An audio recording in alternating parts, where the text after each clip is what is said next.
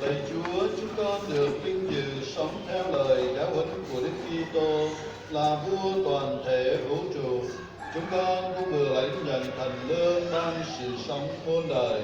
Xin cho chúng con được mãi mãi cùng người hưởng vinh quang thiên quốc, người hằng sống và yên trị muôn đời. Amen.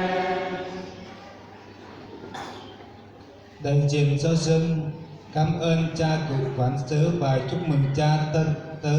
Xin mời đức cha và quý cha an toàn.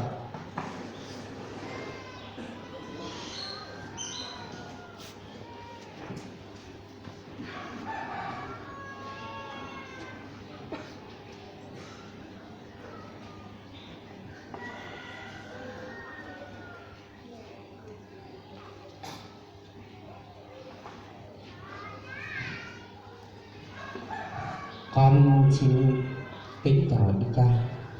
Hôm nay con thay mặt trong giáo xứ Bonenu đây, thì con rất cảm ơn đức cha từ xa xôi và đến giáo xứ của chúng con đây rất là xa.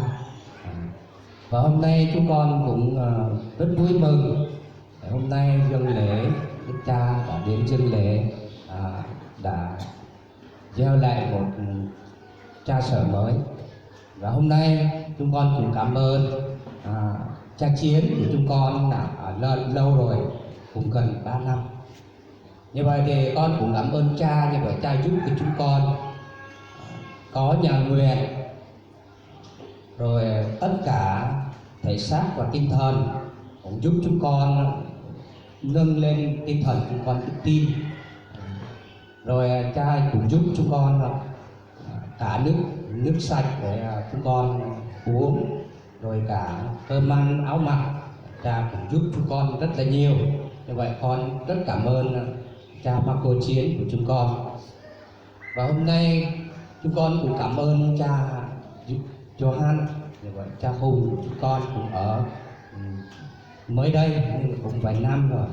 Như vậy thì con xin cảm ơn cha nhiều để giúp chúng con, để nghe lời Chúa, để chúng con hiểu được, để chúng con vững trong và đức tin, để trong đức tin của Chúa.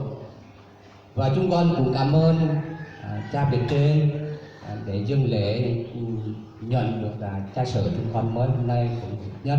Vậy con cũng cảm ơn cha bề trên và tất cả quý cha đã đến dâng lễ cùng chúng con trong Bonenu đây. Và con cũng cảm ơn và các sơ và các quý sơ từ xa, nhìn xa và gần để cầu nguyện để chúng con đã đón một cha mới. Như vậy con cũng cảm ơn, và con cũng cảm ơn các xứ xa xôi như vậy từ Yaru rồi bên Yapa, rồi tất cả trong giáo xứ xa đến đây cùng hiệp nhất để cầu nguyện cho cha của chúng con mới đây. Như vậy chúng con rất cảm ơn tất cả cộng khun và tất cả cộng đoàn. Con cũng cảm ơn như vậy các cùng chiên và thánh ca và chương lễ hôm nay, và cũng cảm ơn anh chị em từ xa xôi và đến đây nấu ăn rồi lo lắng việc ăn uống để có một dịp rất đặc biệt hôm nay. Như vậy thì trong thánh lễ hôm nay thì con xin tạ và cảm ơn Đức Cha và tất cả các quý cha. Con xin cảm ơn. Và hôm nay chúng con không có gì để dâng cho Đức Cha, như vậy thì chỉ có một bó hoa, thì con rất vui để dâng lên cho những bó hoa này Đức Cha và hai cha Đại Chiến của cô.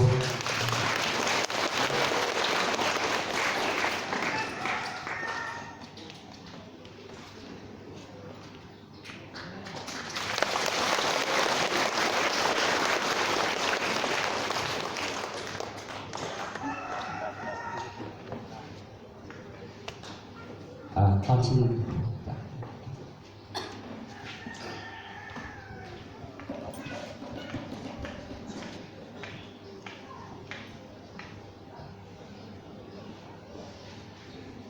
giờ đây cha tân quản sứ áp từ. Xin mời cộng đoàn ngồi.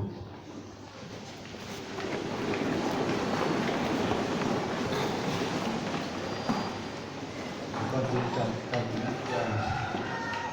quý cha đã thân mến.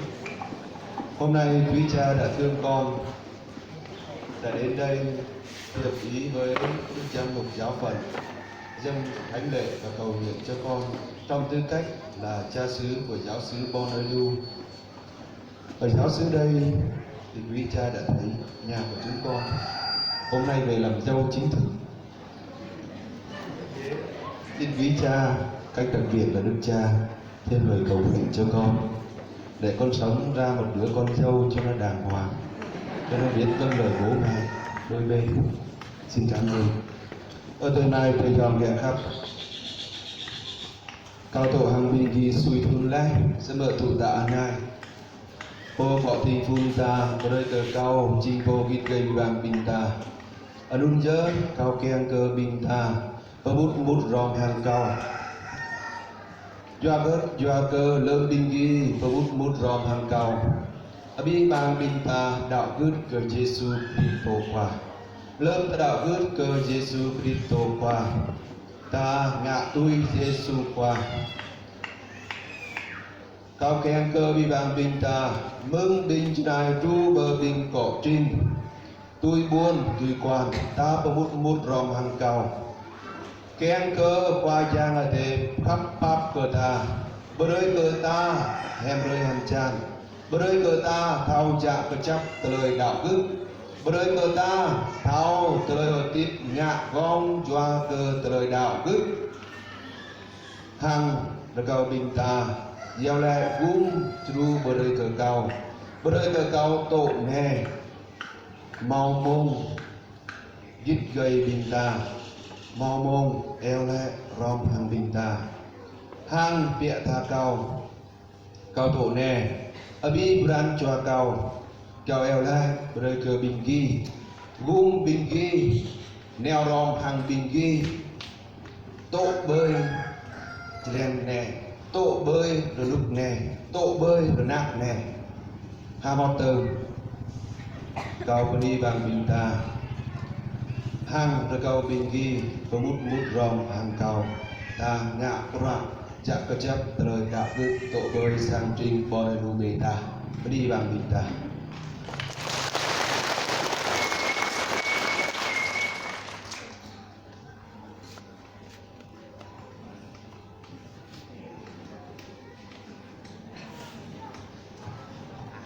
Thế là con xin cảm ơn Đức Cha.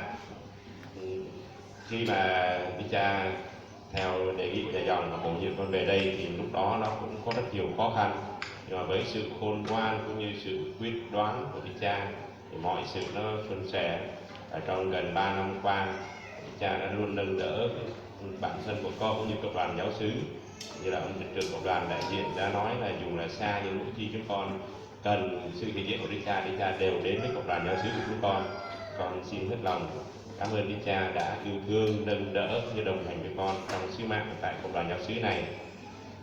Con xin cảm ơn cha hạt trưởng hạt Ajunpa, như quý cha trong hạt và tất cả anh em trong nhà dòng, quý cha, quý thầy đã đồng hành và nâng đỡ con trong sứ mạng của con tại giáo xứ này cũng như là tại giáo phận này trong suốt thời gian qua.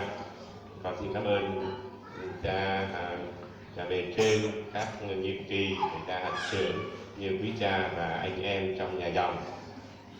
Con xin cảm ơn tất cả quý tu sĩ nam nữ của nhiều hội dòng đã đồng hành và nâng đỡ con, trợ giúp chúng con trong công việc về mặt phục vụ cũng như về cả về vật chất từ này đến kia để các con thi hành nhiệm vụ của con ở trong nơi cộng đoàn giáo xứ này. Tôi xin cảm ơn tất cả anh chị em người Kinh ở rất là nhiều nơi, ở Sài Gòn, ở những giáo phận khác. Ở tại giáo phận này thì tại giáo xứ Phú Nhơn, rồi giáo phận Phú Quang, Phú Thiện, Phú Bổn, Phú Túc, giáo họ Phú Hòa. Nói chung là tất cả anh chị em người Kinh mà đã quen biết, mà mỗi người mỗi cách, mỗi khả năng đã đồng hành, đã nâng đỡ và trợ giúp tôi rất nhiều trong sứ mạng ở nơi đây. Cảm ơn tất cả quý anh bà, anh chị em. Bình khi là bình nát đạo bơi kinh đạo bơi ấy luôn này cao thì cơ bình khi bình ta đây tôi ta và gọi đây là ghi choát cao là xui vét mừng phun 2.000 này cao ở đây cao tộc bên này đó. Thả này thì cao tộc thương phun 2.000 cao đây cao nào thương phun 2.000 lại 2 cao đây hàng cao nào thương tại đây là cao đây hàng cao nào thương đấy là rạ nào này là rơi hàng nào là họ hoại ốp.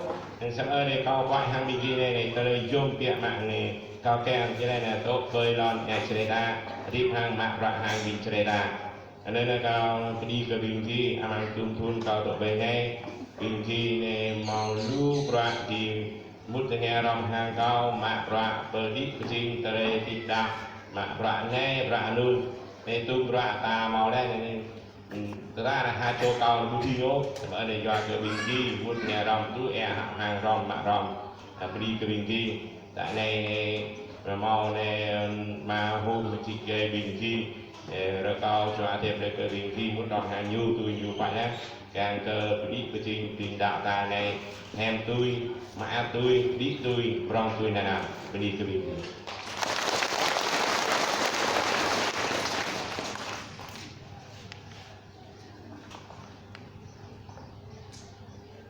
Kính thưa cha hạt trưởng, kính thưa cha bề trên, cộng đoàn dòng sư Phú Thế, thưa quý cha đồng tế, quý sơ, quý anh chị em.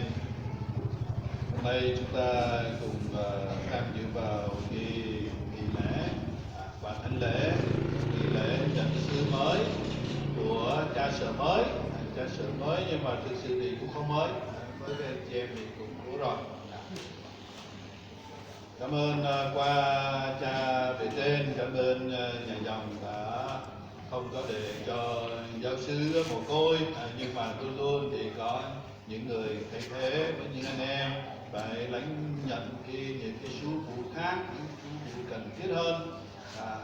Và hôm nay anh chị em có một chú dâu, lúc này là cô dâu, có một cái chú dâu, thường là chú rể nhưng mà là dâu, chú dâu. thường là cô dâu thôi, nhưng mà hôm nay là tên chú dâu, đặc biệt cái đấy. Anh chị em tiếp tục cùng với ngài để xây dựng giáo xứ của anh chị em. Các cha đến đây, trước đây thì có những cha khác, cha Ân, cha Mạnh, xong rồi tới cha Chiến, bây giờ tới cha Hùng. Thì các cha đến đây để giúp anh chị em cố gắng để cộng tác với các ngài để xây dựng giáo xứ của chúng ta. Đến đi cái bên kia.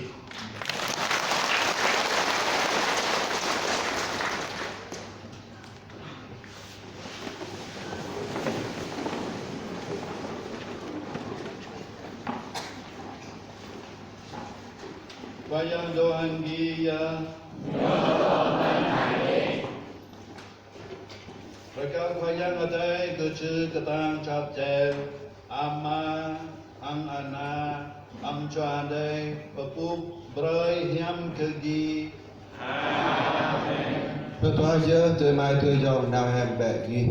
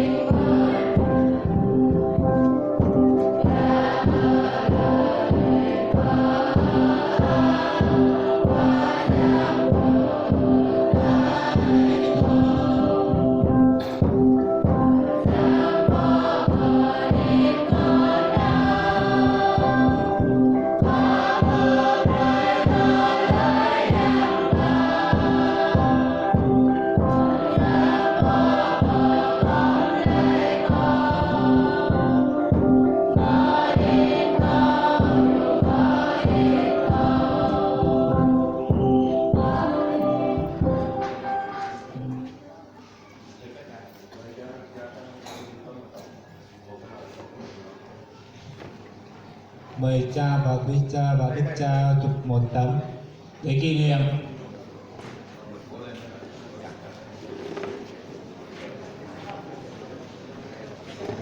Sau khi quý cha chụp hình với lại đức cha, xin mời bảo cố của cha Hùng đến.